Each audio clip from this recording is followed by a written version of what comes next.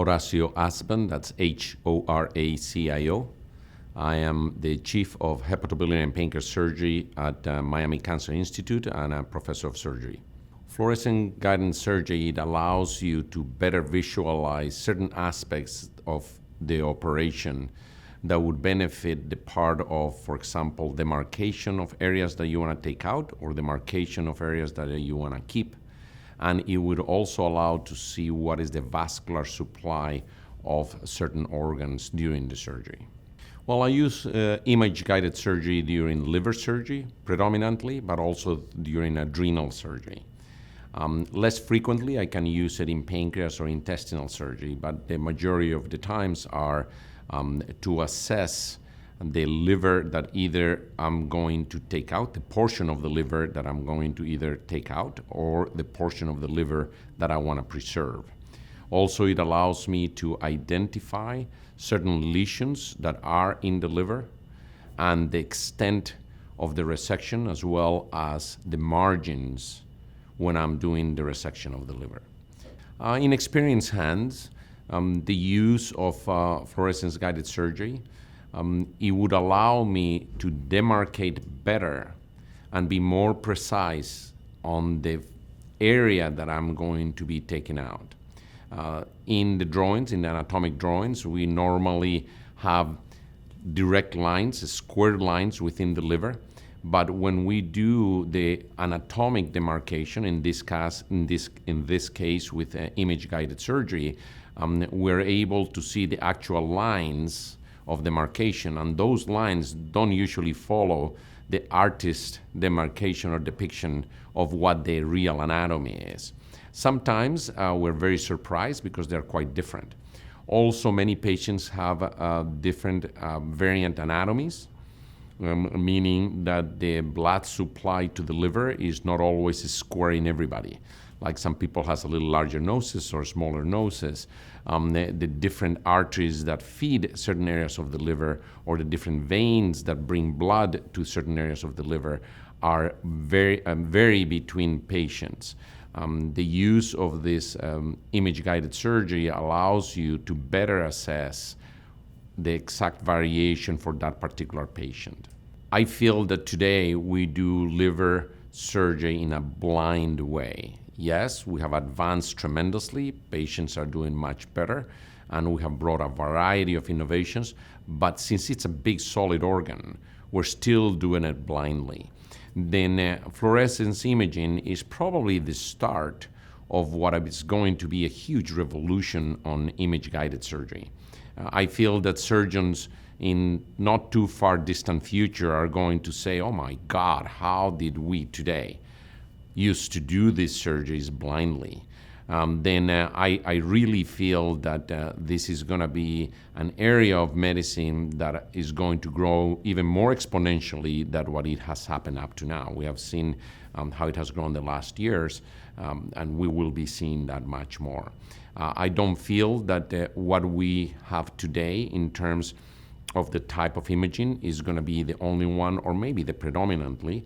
I think there are going to be a huge variety of different components and different ways of doing it that are going to allow us to do surgery in an augmented reality fashion, and this is going to be particularly beneficial when we're talking about liver surgery.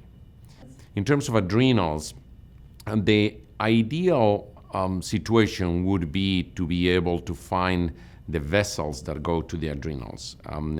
As adrenal surgeons, we know that it's very important to find the main adrenal vein before we start manipulating the gland. And if we could see that initially, if we could see that early in the procedure, it would be very beneficial. In reality, though, I think the technology is not there yet, meaning by the time we see the vein, usually in experienced hands, we have already identified the vein. Nevertheless, I feel it's extremely useful to be able to see the gland after we have clipped the vein. If we preserve the vessels, the arteries that still feed, and then you give, in this case, the fluorescence component, then you will light up the gland tremendously, and it allows you to be able to demarcate the amount of tissue you need to take out, especially in obese patients.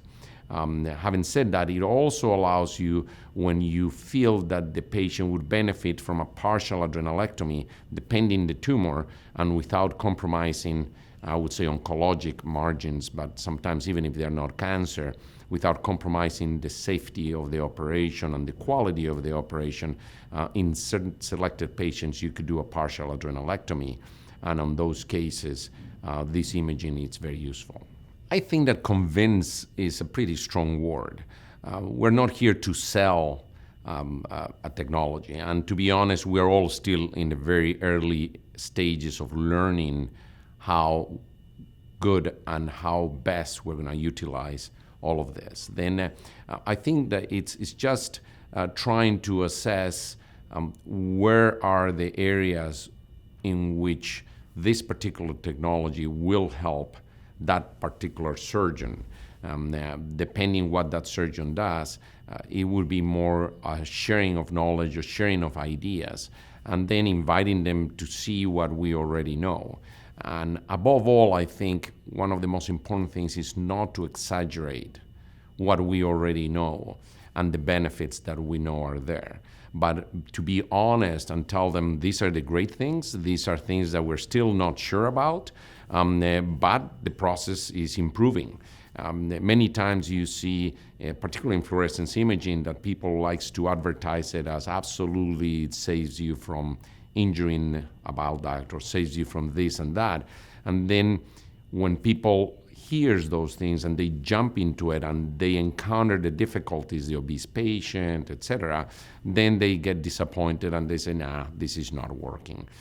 We need to look at ourselves and be very realistic about what we know today and about areas where this technology is going to grow, areas of opportunities to improve, and just say it like that. That's when it becomes a frank discussion with a colleague and not me trying to convince somebody to do it.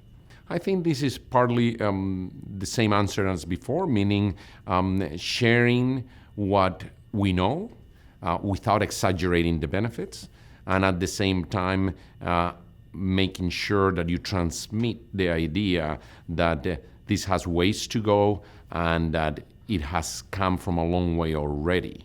And be able to share that enthusiasm that it is a good future for this technology probably is going to gradually increase the adoption.